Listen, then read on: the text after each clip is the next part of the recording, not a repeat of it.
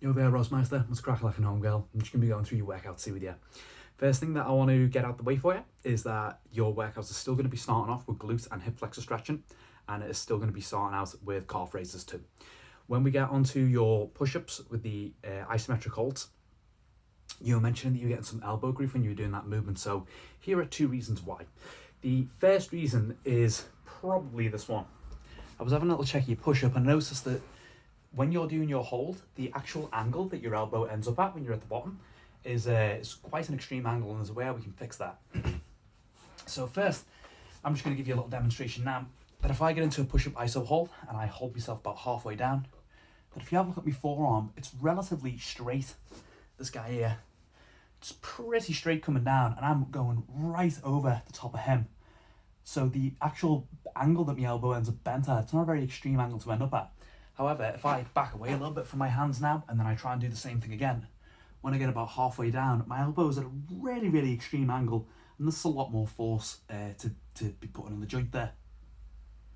So you might just need to move yourself forward a little bit, check out those forearms, keep them straight, put your weight a little bit more over the front of your body, so that we can lessen that angle that the elbow joint ends up at the bottom. And that should help the muscles be able to take a little bit more of the load and take a little bit of the stress off the joint.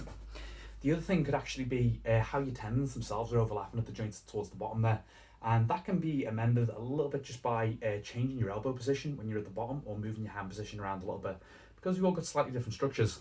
Some of us are going to have a little bit more comfort with that hand a little bit close to the body, and some of us are going to have a little bit more comfort with the hand a little bit further away from the body. What I would look at doing as I was you is sort out that forearm position first, and then if it's still giving you a little bit of grief, check out your elbow and just go, right, if I internally rotate my arm a little bit so the elbow flares out a bit more, does it feel any more comfortable? And if I externally rotate my arm a little bit more so the elbow comes in a bit close towards the body, does that feel a bit more uncomfortable at all? If not, just move the hand position a little bit further out or a little bit closer in. See if that gives you any relief at all. And yeah, I imagine the forearm thing by itself that we went over first will be the cure for the problem. But give those both a go, and then if it's still giving you grief, it might be that your triceps themselves are a little bit tight, and they're just causing the muscle to not really be able to track over the joint correctly.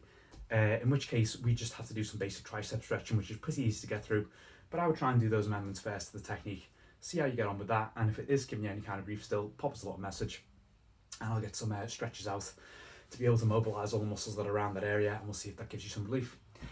The next thing then, moving on, is the single leg hip thrust that you're doing.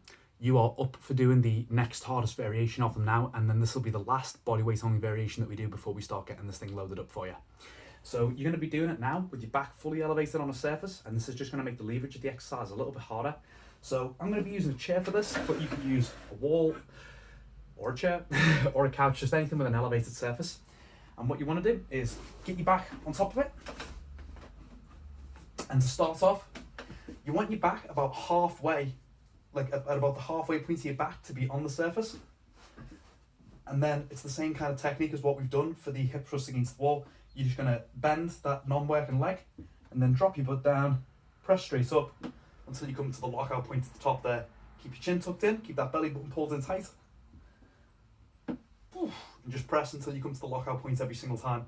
Once we can do 3 sets of 15 there, all we'd look to do to increase the difficulty is move your back a little bit further down the bench. That'll make the leverage that much harder. And then the next thing after that would be to extend the non-working leg. And now this is a super, super hard variation to be able to get into. So I would recommend that you start off with that knee bent, with your back halfway on the bench first.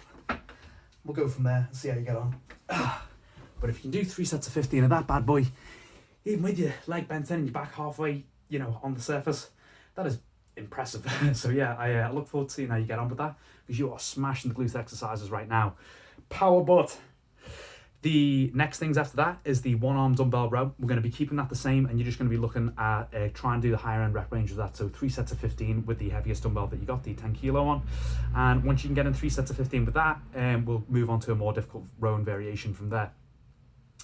And then side planks, we're going to be keeping with them, and you're now looking at working up to 3 sets of 30 to 40 seconds. Once you can complete that 40-second point with the side plank, then we'll get a harder variation put inside there, and we'll get your obliques challenged that a little bit further.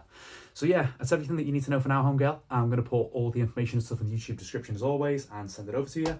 So yeah, peace out, lovely. Take care.